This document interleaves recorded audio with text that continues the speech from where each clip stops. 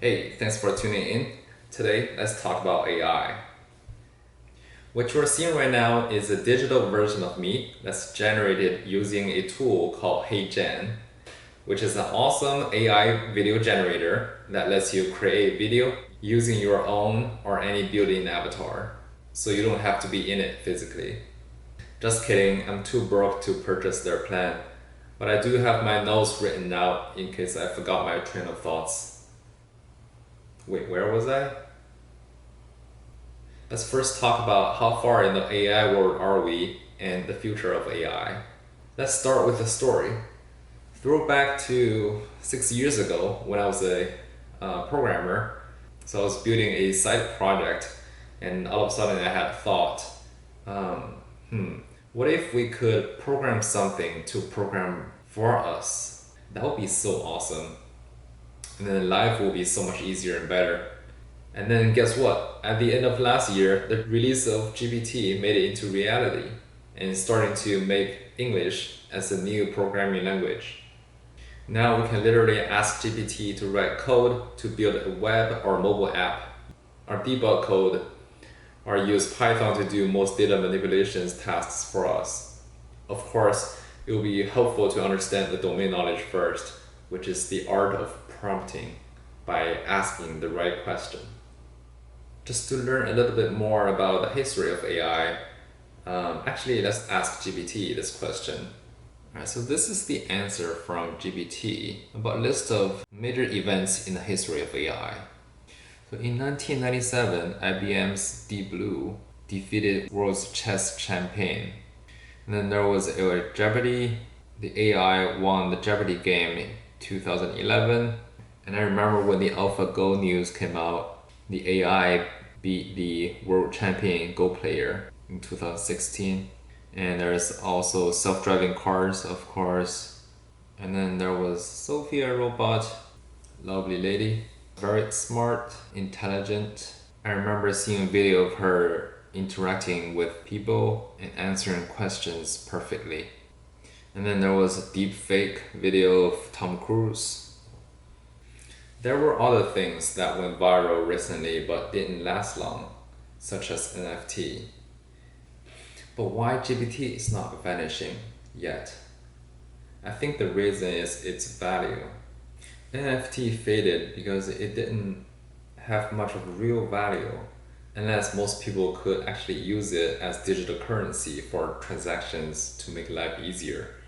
So on the other hand, GPT has a wide variety of usability from the business value.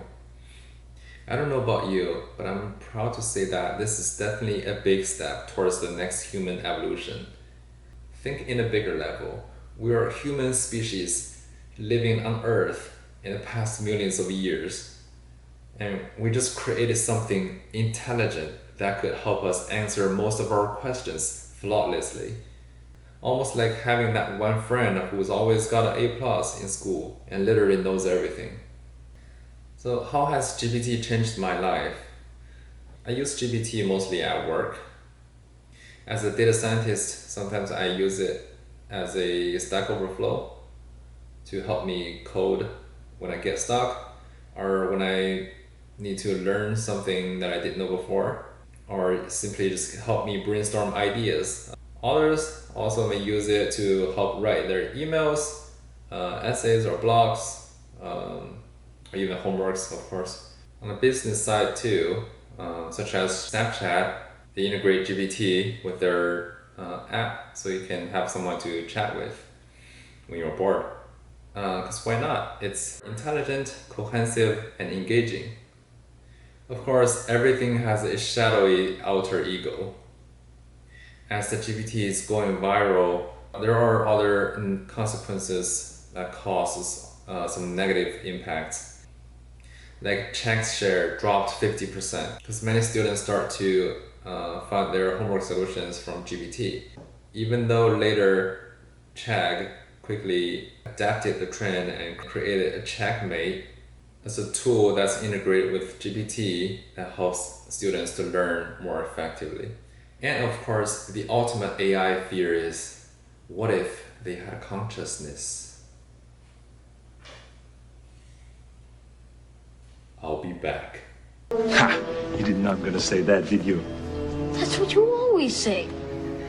Now, besides the fear of AI, we should appreciate where we have become, just like we should for the invention of cars and airplanes. Back in the days, it would be insane to think about we could eventually fly to places. They didn't just generate by accident. People worked hard and made it happen. Yes, GPT could make mistakes, but so can we.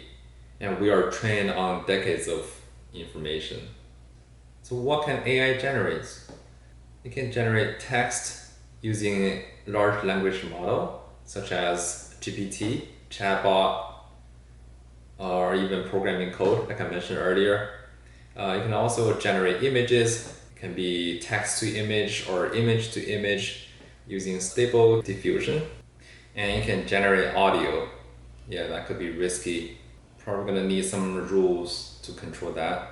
You can also generate videos.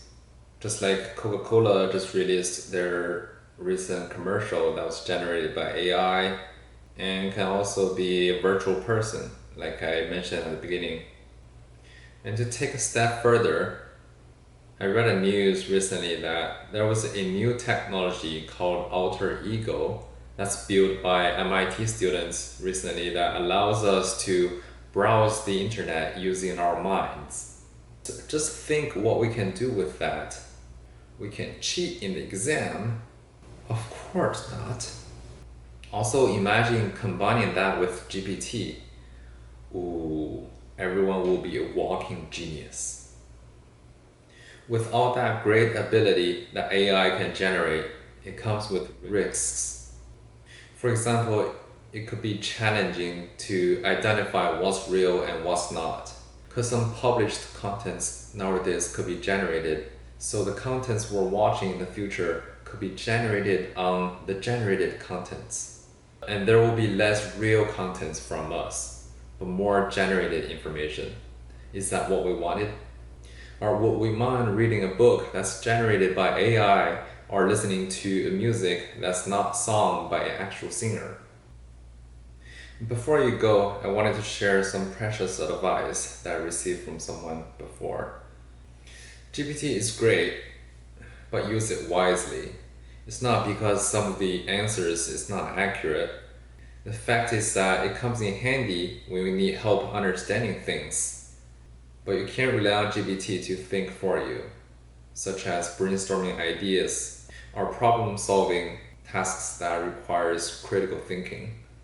Or we may lose the ability of critical thinking, then it will be human de-evolution.